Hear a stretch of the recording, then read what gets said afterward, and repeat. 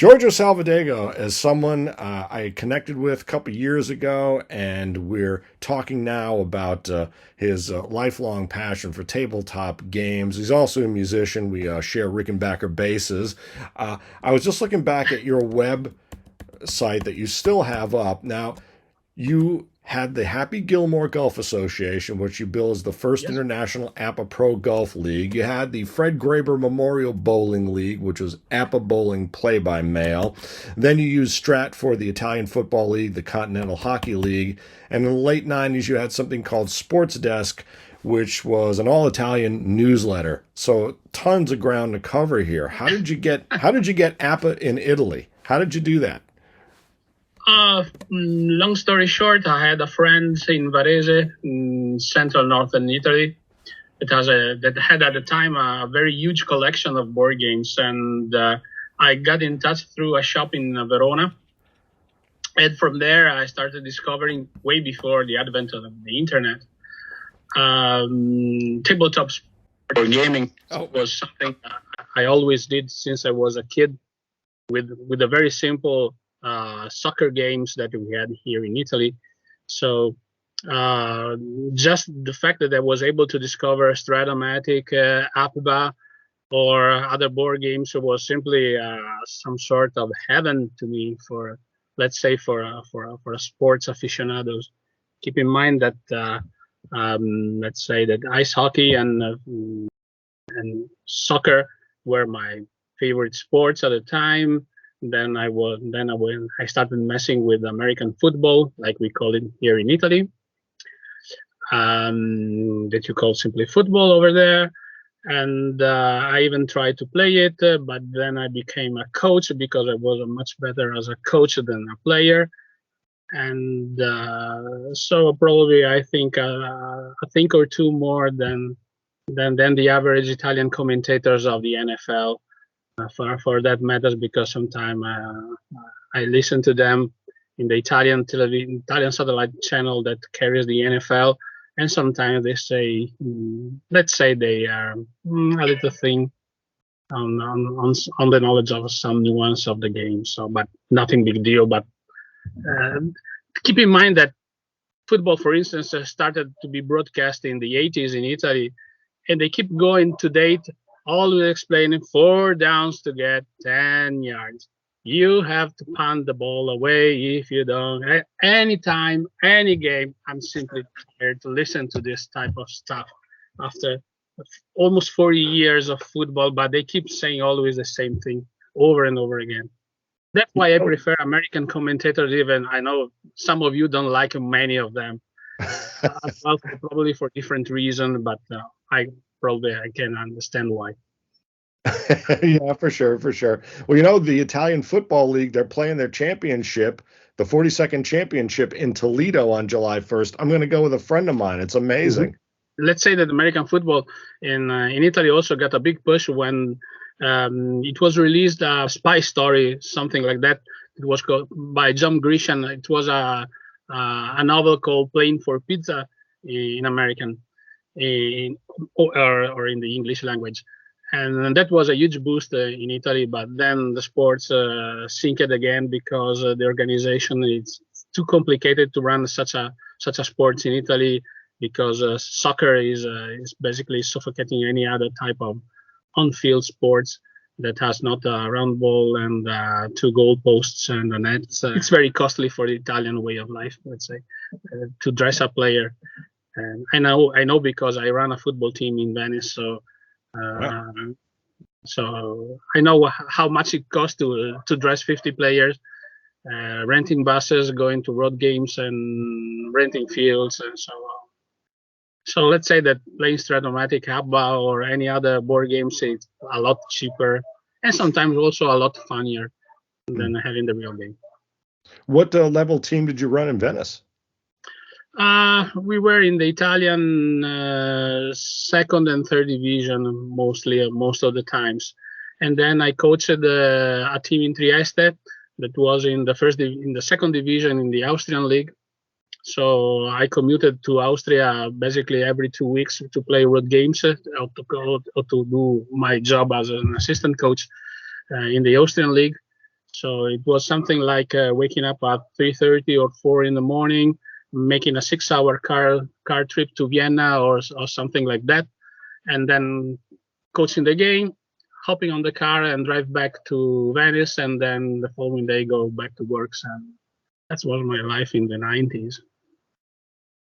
Where did you get kind of your playbooks? I mean, is that derived from American playbooks, or do you add kind of a different flair to it?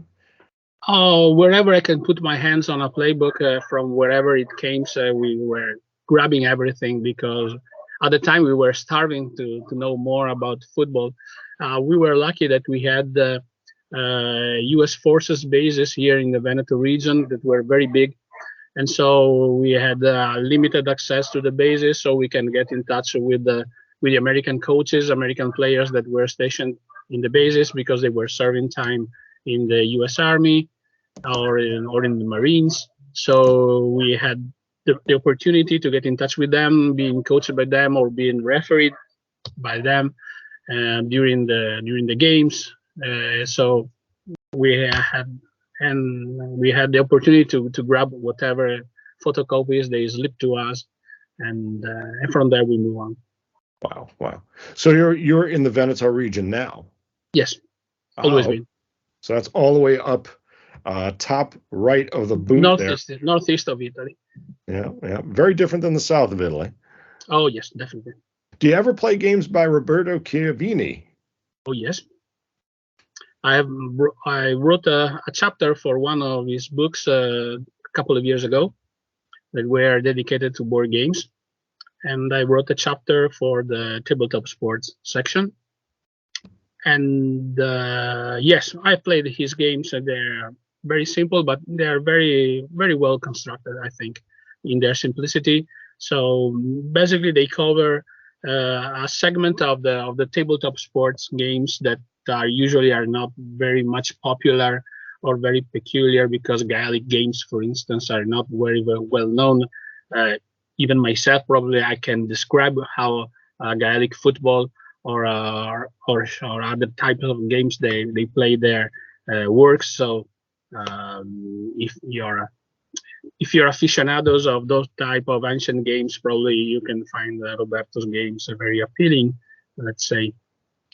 Also, at the moment, he's the only one who makes games for bobsled or huge games, because RJH has gone out of business, so we don't have any more slide and drive games updated. So, what's your game collection like these days? I mean, have you kept a lot of your APBA? Are you still playing a lot of the APBA and Strat and others? And do you have a pretty broad collection over the years? Let's say that I'm hovering around 350 games in my collection. Obviously, not only APBA related. Basically, I have all the APBA catalog except for the new golf game, and the basketball and the saddle racing games. Those are the ones that I missed. And the only game that actually I'm playing with APBA is the bowling game, just because I was in the Interstate APBA Bowling League that was run by Reverend John Wright from Vancouver in the Washington State in the United States. And I even visited him in Vancouver in 1998, and we played the finals of the Interstate APBA Bowling League face-to-face. But he had some divine intervention and he won the series.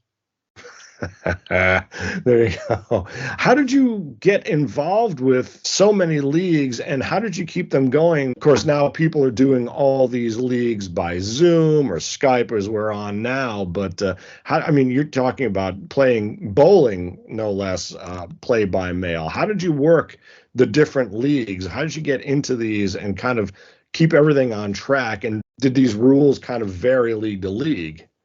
Let's say that I'm pretty much organized in my life, so I'm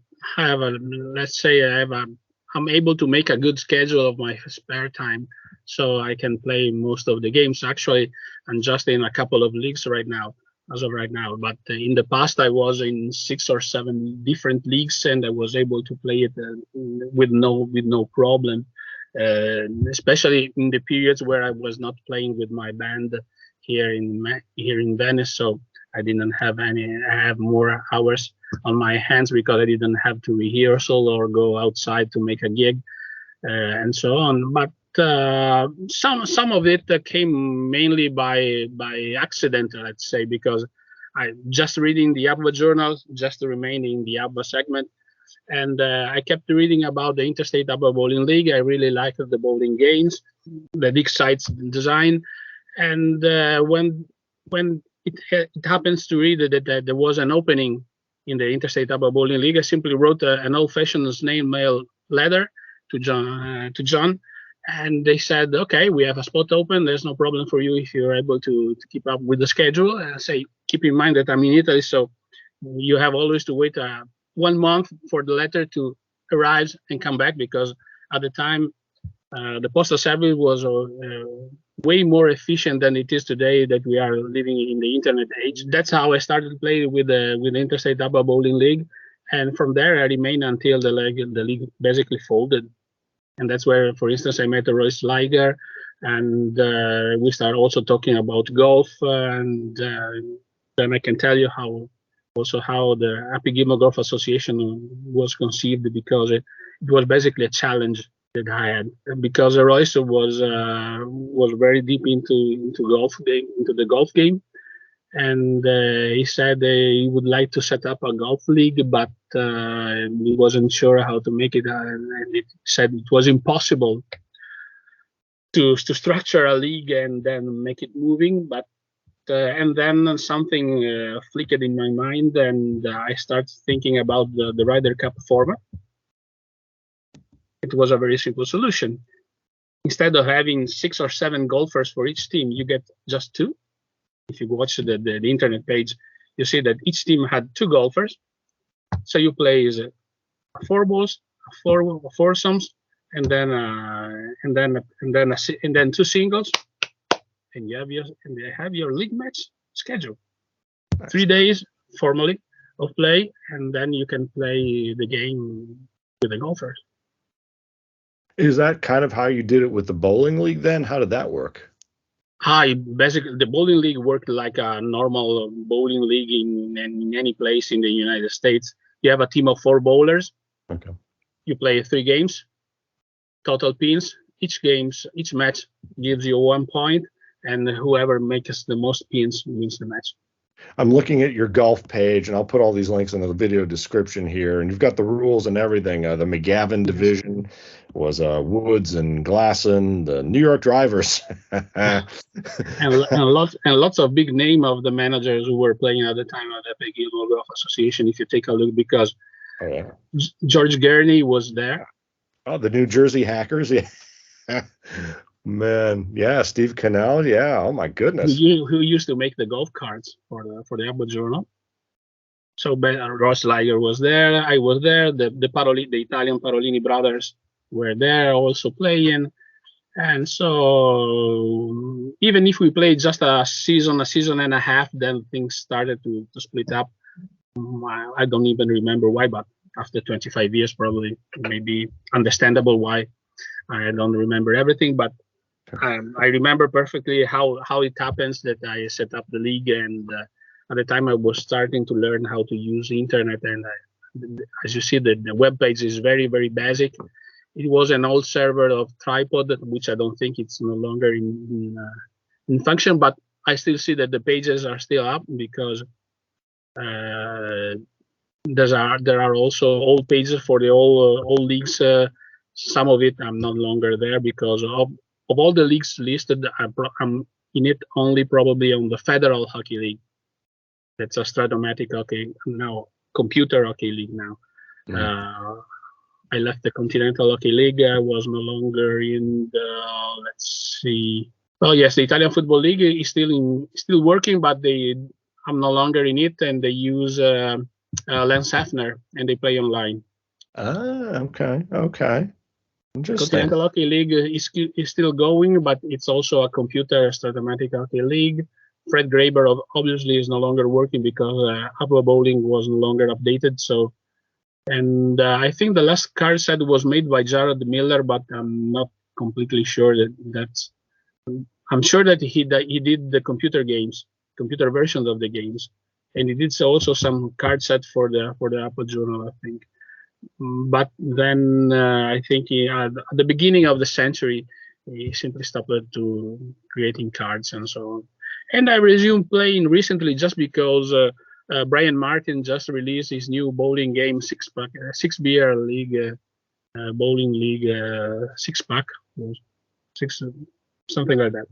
And it's a good game because finally it was a bowling game which has some description of which type of spares you got from the dice roll, which is always being the real asset of the APBA bowling game, good or bad as it was statistically, because I have no idea if it was a very good game or a very bad game or a so-so game, but simply the fact that I know that it was a 4-7, a 3-6, a 1-2-5, that was the best that I could ask for a bowling game. In fact, all the other bowling games that I've played in my collection, they simply said me it was a 8-spare, 2-pin spares, 3-pin spares, 2-pin split, but you don't have the visual. You don't have you're not able to see which pins are still up there. So you don't know if it's an easy shot, is a difficult shot. You can choose to, if it is a split, to simply go to the safe side and having two split that 2 pins down and 1 left up and so on. That's it. And I think that was the real stronger asset of bowling. Oh yeah, for sure. Yeah, that old APBA pin board was great with all the purple markers. It worked great. After a while, I didn't have the need because I just prepared a pin board, a small pin board. I simply noted with my pencil which were the pins that were standing after the first row if it wasn't a strike, and so I simply designed the 2, 4, 6, 7, and so on. So I had also visually the idea to send to my opponent how the game developed throughout all the 3 games. You're very connected, obviously. We just talked through some major names in the community. Have you, outside of your visit to Vancouver, have you ever come to any of the APBA or Strat tournaments or any of the regional tournaments? Yes, because the first time that I went to the United States in 1987, I went to play some Strat-O-Matic hockey in the New York Long Island zone with other managers of the Federal Hockey League at the time. And they were also able to get me tickets for my beloved New York Islanders hockey at the Old Nassau Coliseum near Morristown. That was also a place that I visited in 1991. So really? Yes, I had some sort of second cousins living there. They used to live in there. Now they're gone. But I toured a bit of New Jersey also.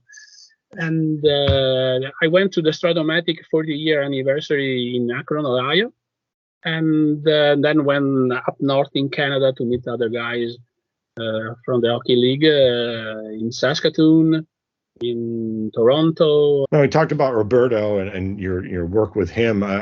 Do you find, because you're coming over to the States and you're in U.S.-based leagues, is there that big a disparity between the number of gamers, I mean, population aside, but just kind of are board games and sports games not quite as big in Italy at all, or just harder to find folks to play with there? Let's say that I'm inside a small but dedicated group here in Italy. We're about, let's say, roughly 20 people, probably. We have set up now a chat through mobile phones with WhatsApp. And we stay connected basically daily with everything. And actually, we are buzzing about a small game company that was in function that worked in Italy in the mid 70s. They made a couple of cycling games, but then simply disappeared. And here and there in some flea market, at times you may find a copy of those games. but they're extremely expensive. So we are trying to discover what happened to this firm, and we are trying to track down those who run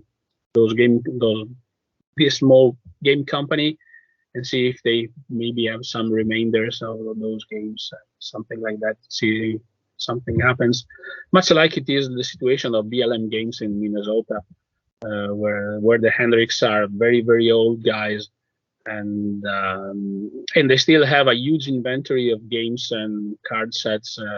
I don't know if you have heard about it, but if you go there, you probably find a bonanza of cards and games for BLM, baseball, football, basketball, Negamco. What else do you have? They have the other games that they have another hockey games that now they may buy me. So probably it's worth making a trip there. My friend Kevin Hennessy, I know that it's a regular there, messing around the depot of the Hendricks, and he always sent me pictures of what he has found recently, and there are copies of books that probably nobody has heard about baseball in the 70s, in the 60s. So if you're into those era of baseball, probably if you go there, you probably go to heaven basically, and probably you can get a few cards probably for a discounted price, just to have the cards wiped out before the next snowstorm. Yeah, for sure. Because they tell me that the depot is in a very bad shape. How many soccer games might you have, and how would you maybe rank their mechanics as a continuous action kind of a game? I have probably 15 different soccer games probably in my collection. My latest acquisition was the Dice United series, because also I was in the play testing group for Gary Brown.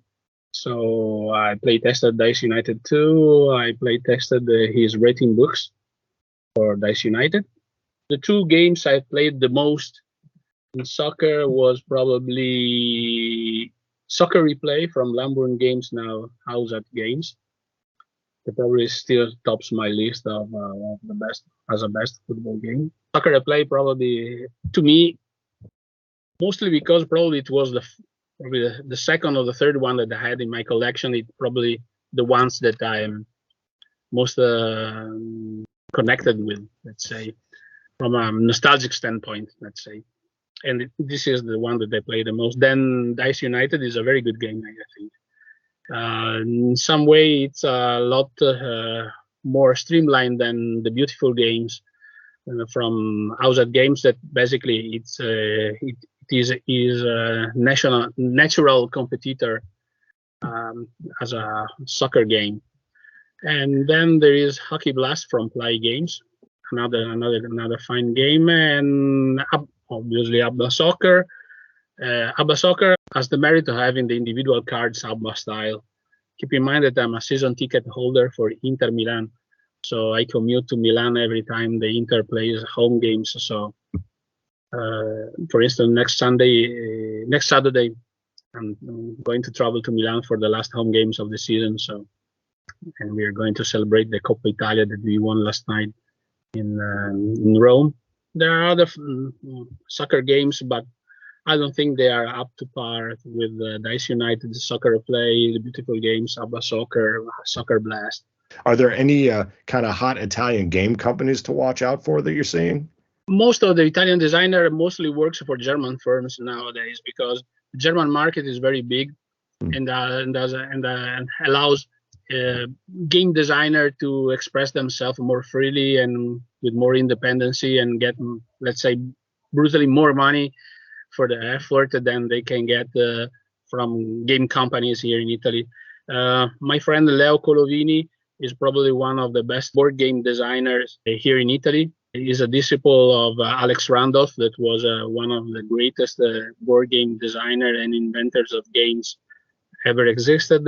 Also, Francesco Nepitello is another very high regarded game designer for role-playing games. And then there's other that are more inside the wargaming side, which I don't frequent very much because I don't like to shoot people, even with dice and cards.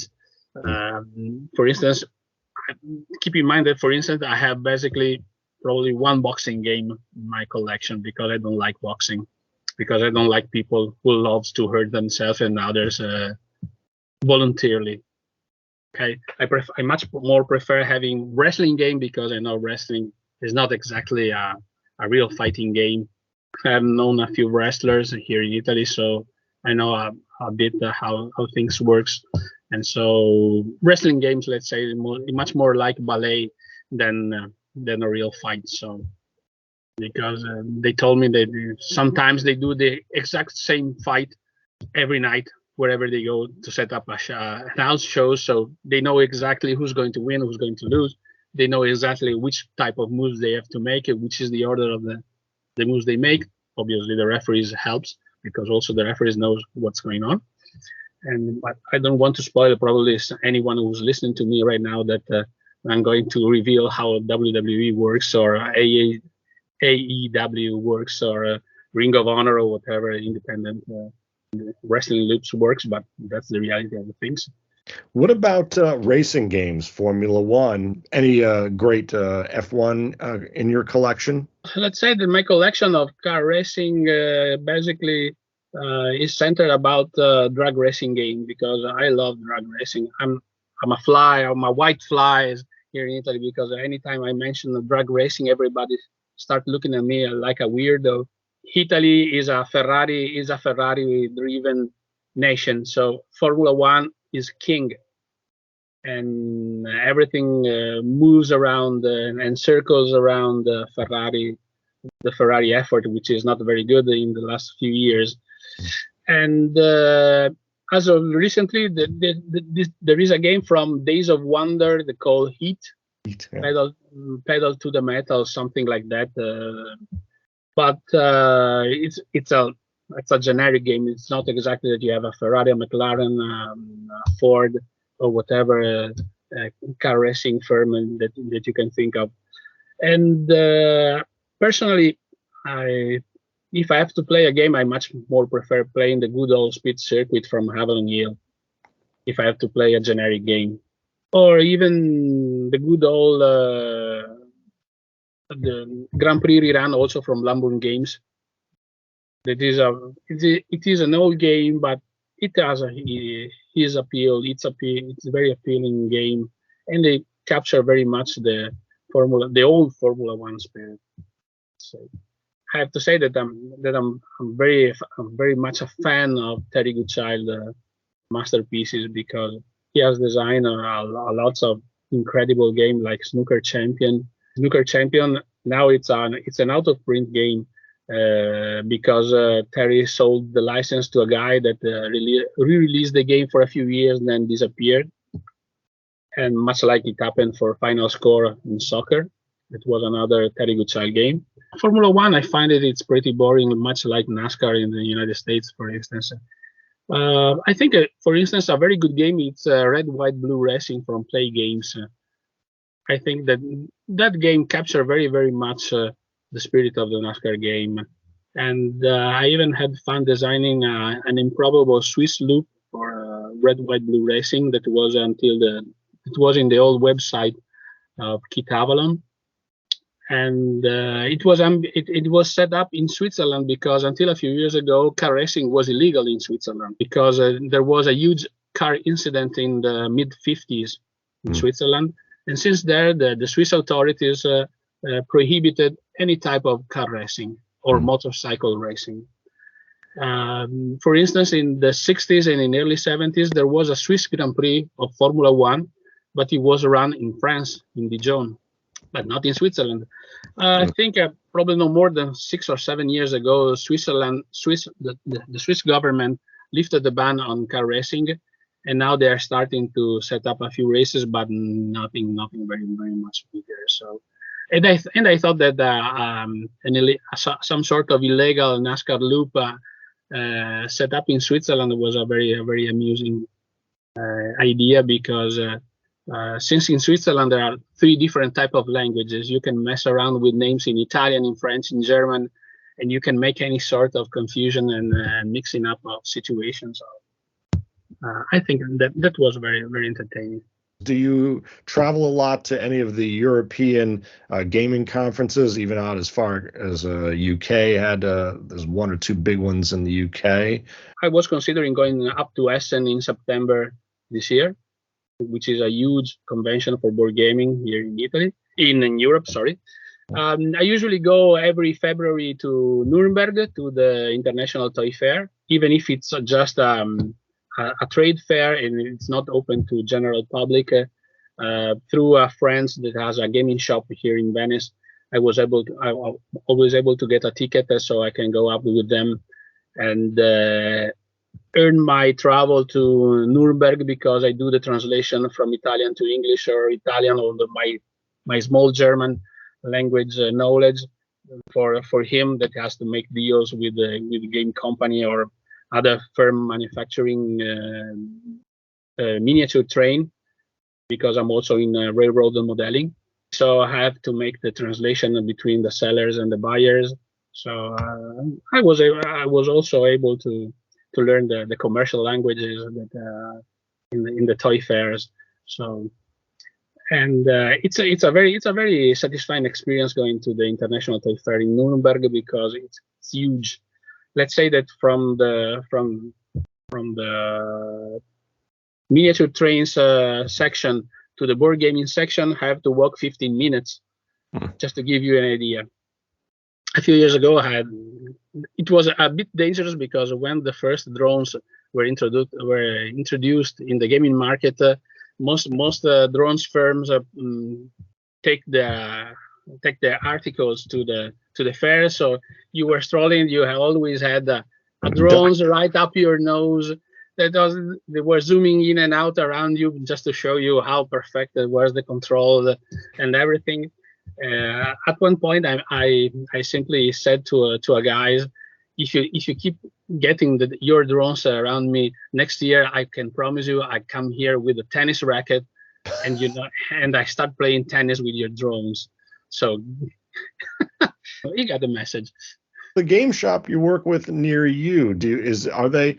We talk a lot here about kind of the real gap between, there's the family games and then there's the sports games, the games that we're playing here, APBA and Strat. It's like people, and obviously, I mean, they're older games, but even the newer games, Plaay, whatnot, there's a big divide between the people who would play, say, Heat and the people who would play Red, White, and Blue Racin, for instance.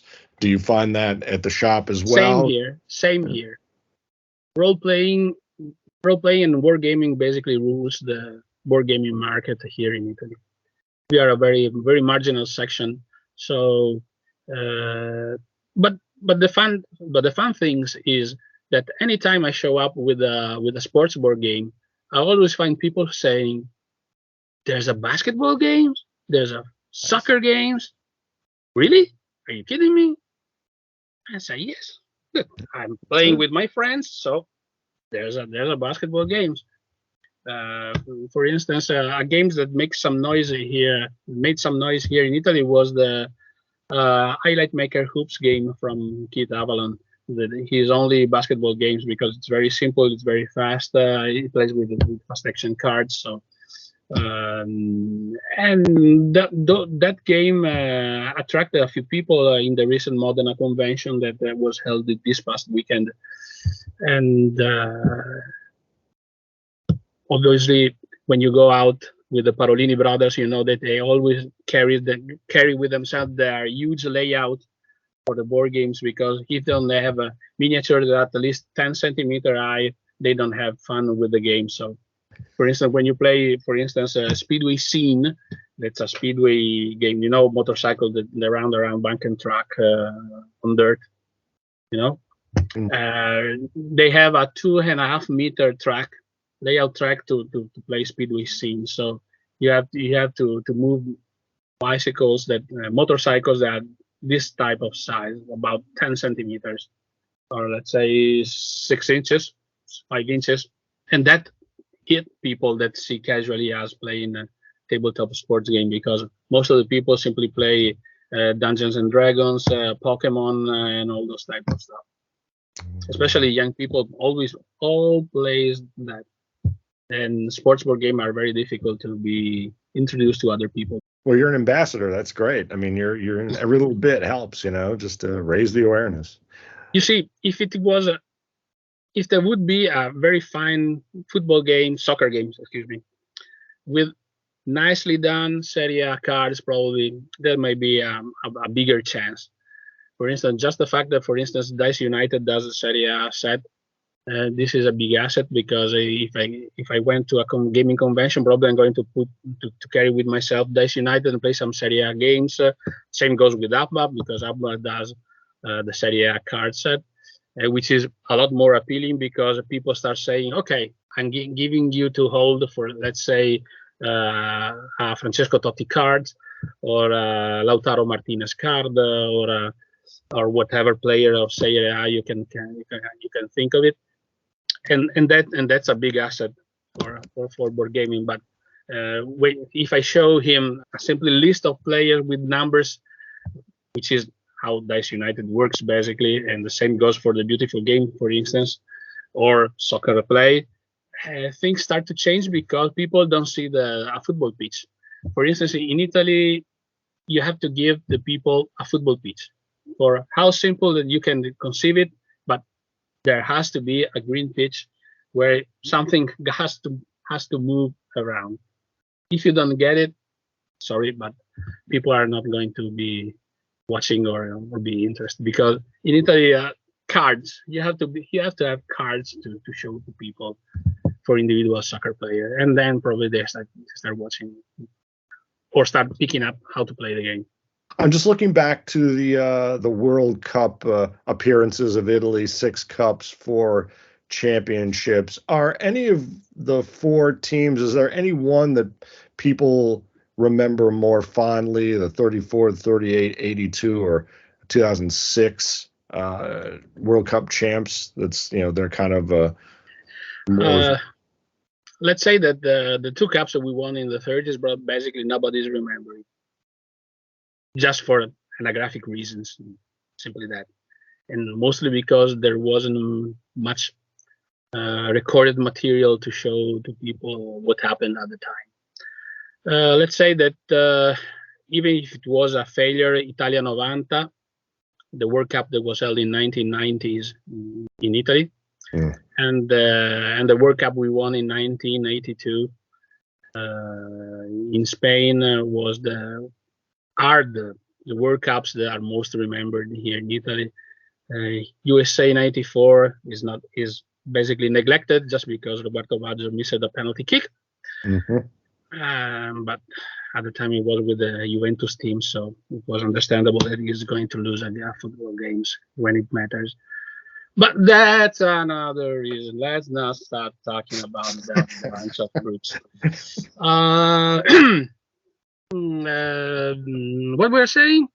World Cups. Okay, yes. I'm sorry. I have a trash can in place of my heart, as Gianluca Buffon used to say when he lost one of the many Champions League that not so colored team. Don't get me started to speak like we speak in Italian about soccer, because I know there are a lot of Juventus fans in the United States. What about speaking of U.S. teams? Any favorite U.S. teams of yours in any of the range of sports that you're playing? You said Islanders. You said. Well, the New York Islanders probably are my number 1 team. Now that I've discovered that I can subscribe to internet streaming services, I basically watch all the Islander game in the last 3 seasons, even the ones who are in the bubble. I used to root for the Oakland Raiders in the NFL. Now I still don't get it to call it the Las Vegas Raiders. It doesn't get it. But I think that, well, I don't. But why you ask me to speak about arguments that get me mad anytime people say? And the same can be said for the Oakland Athletics, that are going to be some sort of laughingstock of Major League Baseball, and I wonder why they keep allowing having such a sad sack of teams. So I don't even watch it anymore because I just glance at what my mobile phone says every morning. The A's lost 9-3, 11-2. Probably once a week, I see that they win 5-4 or 6-4, but beside that, they're in a very bad state. Then I discovered that that the visiting team cannot have its broadcaster going to their booth because there's a raccoon living there, and they're unable to get it off from the Coliseum, and so it's a very, very, very sad situation for the Oakland A's. I don't follow basketball at all, both in Europe and in Italy and in the United States. So don't ask me if I have an NBA franchise, but basically football and mostly Canadian football. I really like the CFL. I was able to attend 2 games of the CFL when I went to Canada. I was able to watch the Toronto Argonauts against the old Edmonton Eskimos, now the Edmonton Elks. And then I watched the Saskatchewan Roughriders against the Calgary Stampeders. But let's say the Saskatchewan Roughriders are my favorite team in the CFL. What's your take on the difference? I mean, the bigger field in Canada, kind of. It should be a godsend to the NFL, I think, the bigger field, because players are way too big, way too fast, way too technical, way too good, and I think even if the field has always the same size, it's basically shrinking to the players. Yeah. They're too good for 100 yards. They need at least 10 more yards and at least 10 more yards in the end zone. I understand that may be a problem for basically 99% of the NFL stadium because they're going to lose premium seats behind the end zone and along the sidelines. But if they find a way to stretch the field with length, it would be a godsend to the NFL. And the NFL can remain obviously with the 4 downs type of football, but I personally prefer the 3 down football up in Canada. College football is basically invisible in Italy. So I can basically don't get any footage or any live game from college football, but I understand it's much more a local thing because probably if you go, let's say, to Syracuse University, probably you don't care basically to Wyoming or Oregon State or Mississippi Valley State, whatever they do. I think any of you that has gone to a varsity to study simply follow his alma mater and nothing else, I guess, but I'm not sure. Until I was able to watch the American Army television channel, I was able to watch on Saturday afternoon all the college games they were going to broadcast. So I was able to get all the whereabouts of Lee Corso, Kirk Herbstreit, and the shenanigans with the forecast for the game they were going to attend with all the college crowd behind them. So it was a very fun way to introduce the noon games for you and 6 p.m. for me in Italy, for instance. So because the big problem is that I am ahead of you for 6 hours. So at 12 noon for you, it's 6 p.m. for me, and so on. For instance, the night games, I was basically unable to watch it because I prefer to sleep at night rather than stay up at 1 a.m. to get a 7 p.m. games like it happens with the NHL. But the streaming service that we get here in Europe, they do on demand. They do the games on demand, so I can watch it the following day, the game that I'm interested to watch. So I don't have to miss any sleep. Are there any other games on your kind of holy grail list? Things you're really looking out for? I really need a copy of this, or a season set that got your eye on, particular year. As long as it was published, probably National Pro Hockey. It's my probably overall favorite board game, tabletop sports board game that was ever released and published. And I played quite a lot, and I think it's the best ice hockey game that was ever devised. It was a nightmare to get it in Italy because at the time the Canadian firm, the Sport Action Game Company, had a very lousy postal service. I had even to make overseas phone calls at the time, to get in touch with them, because at one point I feared I lost a check for probably something like 150 Canadian dollars at the time in the 80s, just to get the game shipped to Italy. Basically, now I have 3 different copies of the game, because National Pro Hockey was really any year that a National Pro Hockey was released, they had a different edition, and the rule book was different. So each time you have to be updated, because otherwise you were unable to play the game correctly as it was as the game evolved. Then it came the very seclusive Saskatoon Hockey League. It was the only league that carried making the cards after the demise of the game company. The Saskatoon Hockey League has basically another more modern and more updated and more streamlined version. Do you happen to have a copy of Tombola anywhere in your collection? Probably yes. I don't know why, but don't know where, but probably. It's a kind of a bingo style game, something like that. It's yes. Keep in mind that also bingo is played here in Italy, because about 15 years ago, the Italian government allowed to open bingo rooms, bingo hall here in Italy. So they play something that it's a mix between bingo and tombola. Most of the elderly people just play tombola just to spend time in the afternoon or in the evening.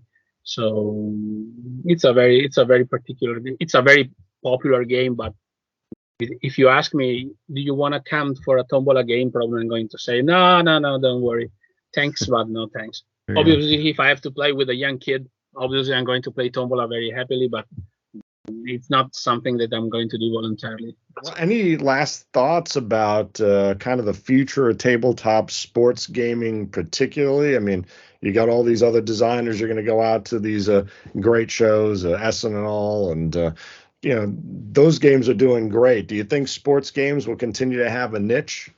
Yes, but if you can allow me a musical reference, let's say that probably the state of the art of our section of board games is much more like a well-known King Crimson tune called Dinosaurs.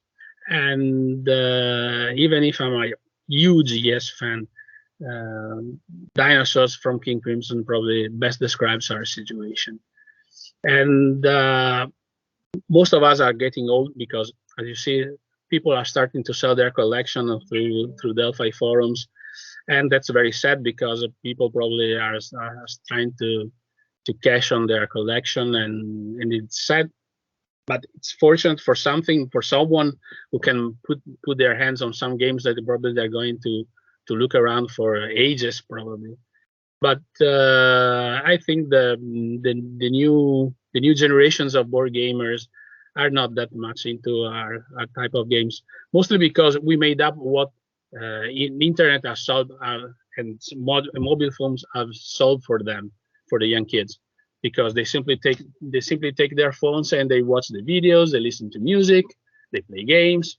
They don't basically each and every one of us inside here, we had the best PlayStation that you can think of, because anytime you play your games, you have basically, that you're in the Madison Square Garden, you're at Yankee Stadium, you're at the Media County Coliseum, you're at the Nassau Veterans Memorial Coliseum, you're at Lambeau Field, Taylor Field in Saskatoon, in Regina.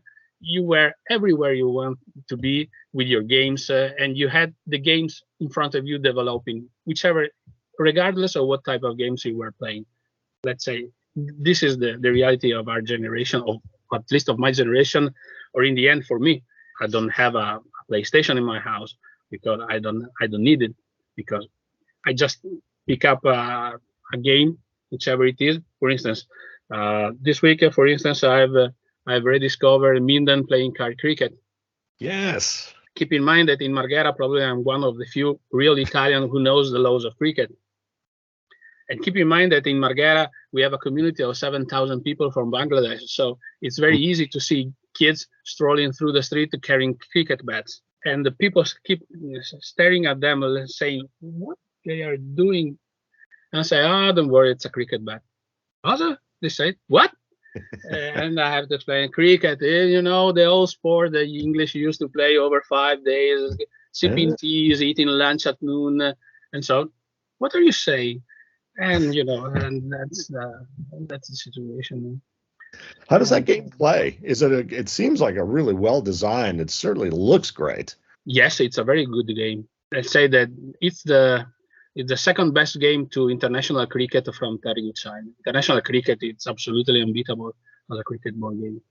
It's a very long game, but also meaning cricket playing cards it's a long game, because when you play a 5 days test match, you know that you have at least 2 full afternoons, at least for me, of rolling dice and flipping cards, which is good for me because I know that I have to schedule to have my time to play cricket and so on. Let's say that T20 saved me a few afternoons, because I can have my cricket fixed very, very quickly with the T20 cricket. And you can play one King Crimson song over the entire game.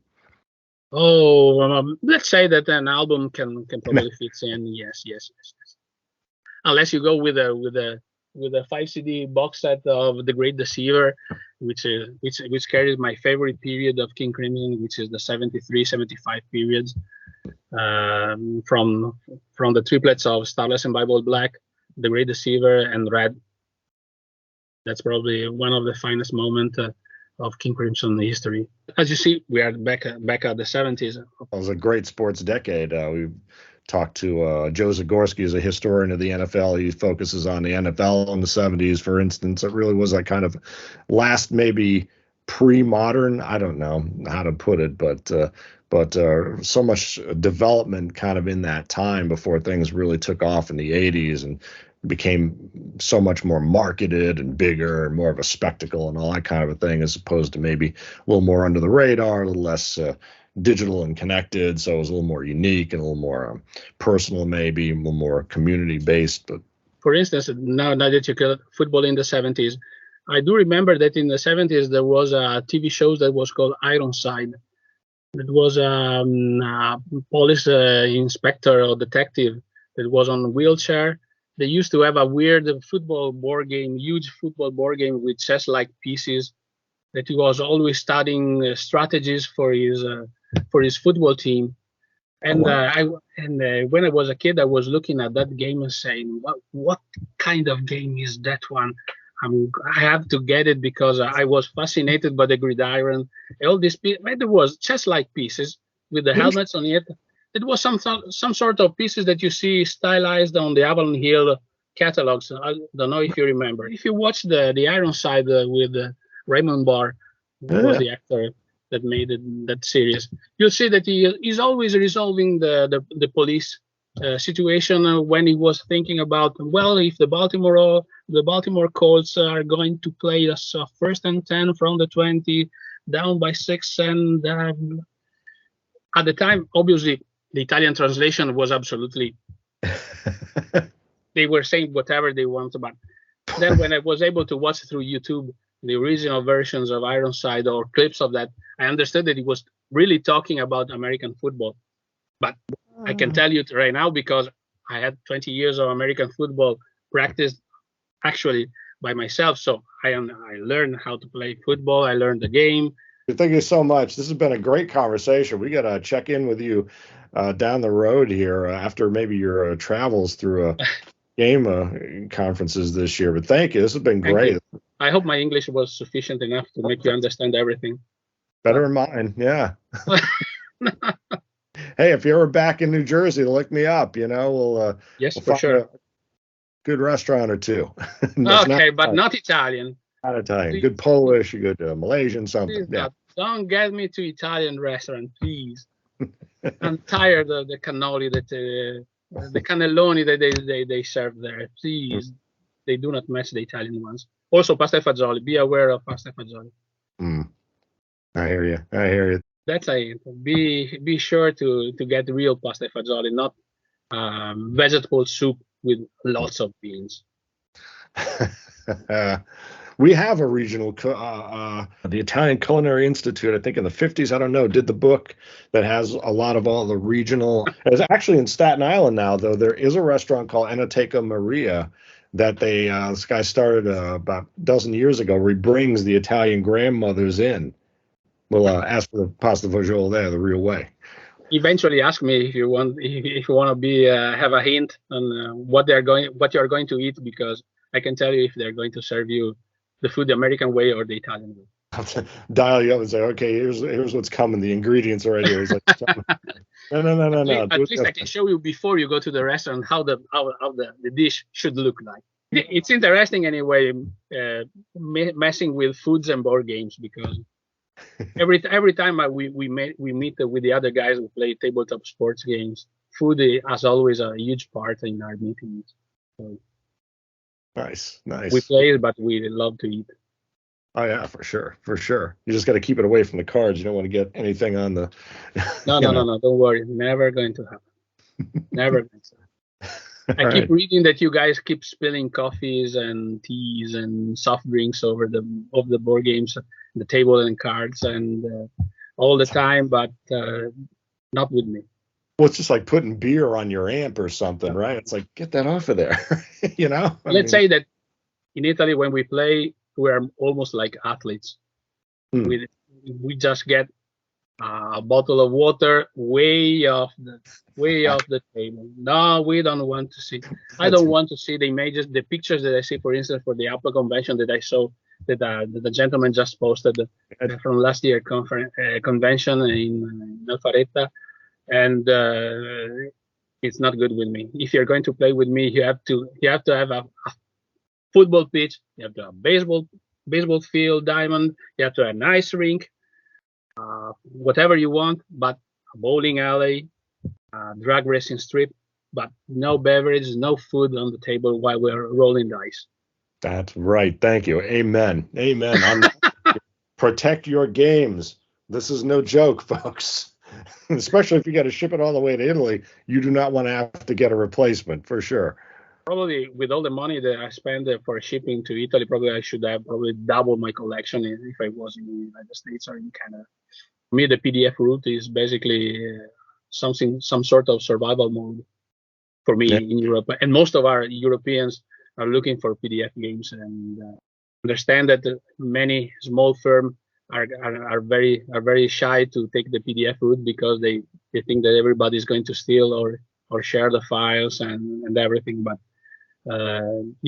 it's a very small loop, so it's very easy to see if someone is sharing files or not, or are doing something stupid. So most of the people are purchasing the PDF files, and everyone for themselves. So, for instance, you have no idea how many times I have discussed this argument of PDF with Kit Avalon. I spoke more about PDF files with Kit Avalon than we discussed how Hockey Blast was going to be developed or Soccer Blast was going to be developed, because they tested of them. It's a sort of a religious mission for me. Yeah. To get PDFs. And that's got to be, I mean, certainly if you're trying to expand for folks, I know, folks in the UK or whatever, anywhere. We've got a couple of at least one APBA football player in Thailand, Bill Lilly. I mean, that's, trying to get something out there. So yeah, the PDF really is that lifeline that you kind of, Well, as you go, the route that George Gerney has just taken, that he has a French importer. He has solved most of the problem. For sure. It's just a part of the catalog, but now you can find ASG Golf in Europe. That's awesome. Great courses. With European shipping costs.